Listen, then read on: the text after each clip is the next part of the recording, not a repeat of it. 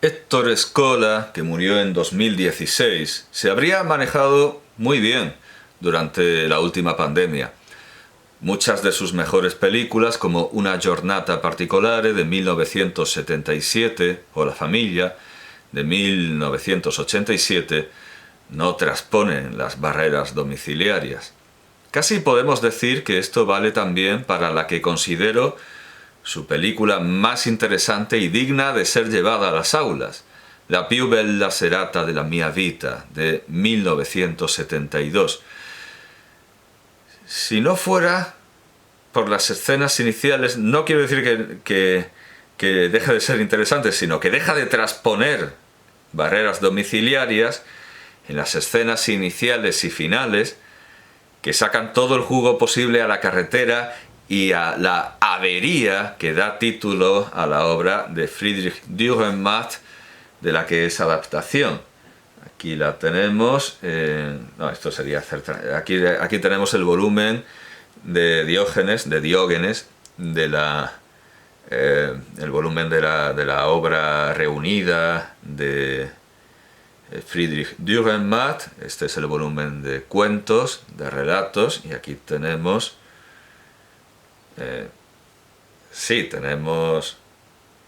aquí está, Dipande, aquí la vemos. Si esto enfoca, claro, no se puede poner tan de cerca, esto no es...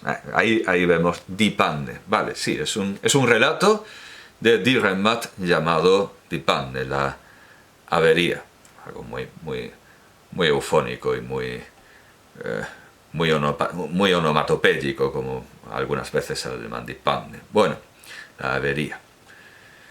Usando una metáfora muy barata, porque Dürrenmatt era suizo, Tullio Kessig se quejó de que el relato de Dipande, la avería, de 1955, era un mecanismo de relojería demasiado perfecto como para admitir los cambios hechos en el guión por Sergio Amidei y Héctor Escola.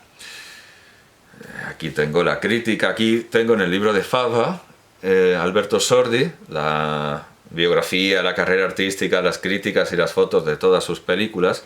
Aquí tengo la doble página dedicada a esta película, la más hermosa velada de mi vida, la más hermosa velada de mi vida. Ahora me doy cuenta de la tipografía tan curiosa. Bueno, aquí tenemos imágenes de la más hermosa velada de mi vida y la crítica de Tullio Kessig en Panorama, Milán, 11 de enero de 1973.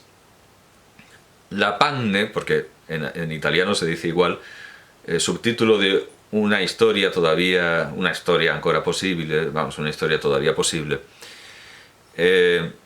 Sí, eso es, aquí viene la metáfora, digo, a lo mejor dice que se trata de un mecanismo perfecto, engranado y cargado como un reloj suizo.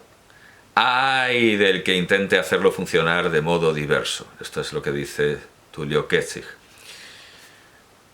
Pero resulta que el propio Dürrenmatt hizo muchos añadidos y cambios.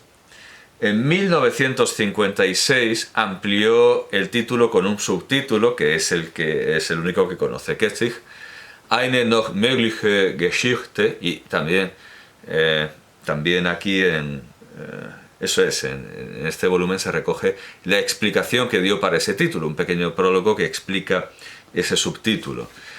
Y además la adaptó como obra radiofónica, que lamentablemente aquí no está en el volumen de las obras radiofónicas, que fue estrenada en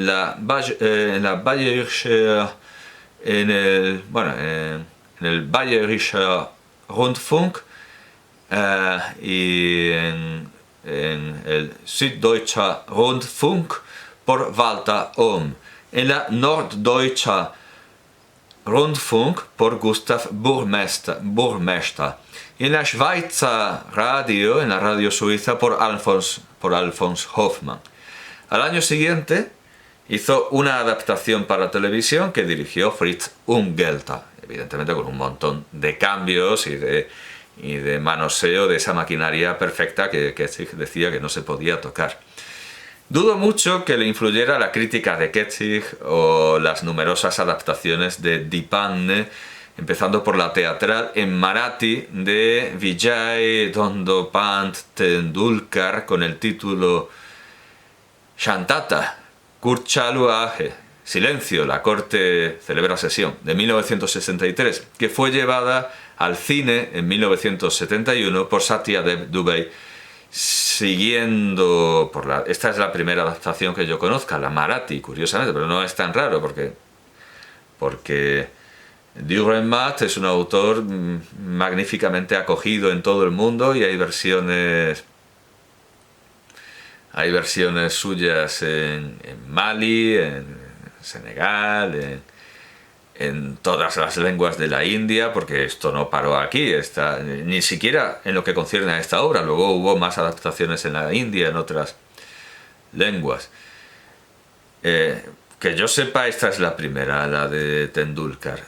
Perdón, la versión cinematográfica de Dubey de la versión teatral de Tendulkar. Luego siguió la de Scola, que estamos comentando, y bueno, nos vamos a quedar por la soviética, Avería de 1974, del lituano Vytautas Jalekevičius. Cuando en su obra ensayística habla de cine, Dürrenmatt, aquí tengo los ensayos, las cosas, la mesa revuelta, las cosas reunidas y los ensayos. Bueno, pues de cine apenas habla, a pesar de ser un autor tan versionado y tan bien tratado por el cine, apenas habla, y cuando habla de cine se pone demasiado clásico, se remonta a Lessing, se remonta a las dramaturgias hamburguesas de Lessing. Así que entendemos que no fue una respuesta dada a quienes desde todos los rincones del orbe dialogaban con su obra, vale, el orbe no tiene rincones, pero sí los contiene, sino la ejecución de su libérrima voluntad, lo que lo llevó en 1979 a convertir Dipane en una obra de teatro, que está recogida en este volumen, la obra de teatro de 1979, en la que hasta se puso medieval, con unos juicios de los planetas que evidentemente no estaban en el relato original.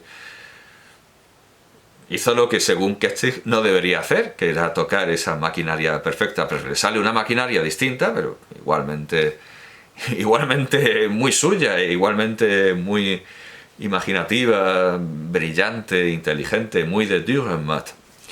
Puedo afirmar, en presencia de todas estas diferentes versiones, y las que no tengo, el guión de televisión, el guión de radio, que los añadidos y transformaciones de Scola y Amidei dialogan de manera admirable y verdaderamente sorprendente con Dürrenmatt, y además que hace falta mucho valor y mucho valer para alcanzar semejante logro, lo que consiguen con la más hermosa velada de mi vida. Tullio Ketzig, tan listo en otras ocasiones y tan duro siempre, se pasa de duro, pero ante todo se pasa de listo con la più bella serata de la mia vita.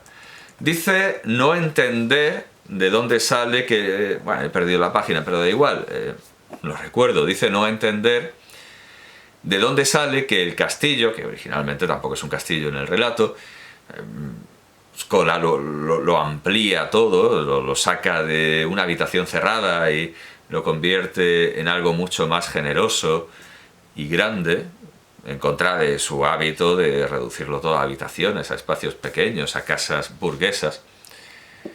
Dice Ketzig que no entiende de dónde sale que el castillo se convierta en un hotel de pago y que haya que pagar por todo aquello, cuando la respuesta es tan fácil. Para quien ha atendido la película con buen ánimo y sin pensar, se están cargando a Dürrenmatt. ¿De dónde sale? De la cita de la anécdota de Demóstenes, en la que le dice a una prostituta que no iba a pagar por un arrepentimiento. Cita que además sirve para proporcionar un monólogo genial adaptado a la comicidad de Alberto Sordi.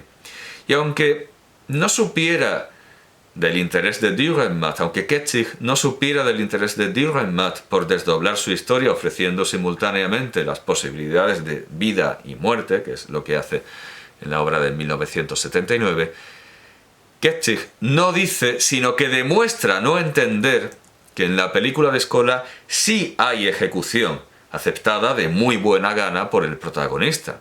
Parece que se haya dormido en la película. La più bella serata de la mia vita juega estupendamente con todo lo que se puede hacer en un interior, con su necesario intermedio en el jardín, absolutamente necesario. En realidad hay muchas cosas en esta película que son absolutamente necesarias y que no podrían faltar, si no la película se enrarecería y no se podría respirar. Desde la abrumadora presencia de retratos intimidantes que hace en el interior, pues mete unos retratos intimidantes que son obras famosas modificadas e incluyen el famoso Góngora Satán del soneto que le tiraron a Lope de Vega por la ventana de su casa.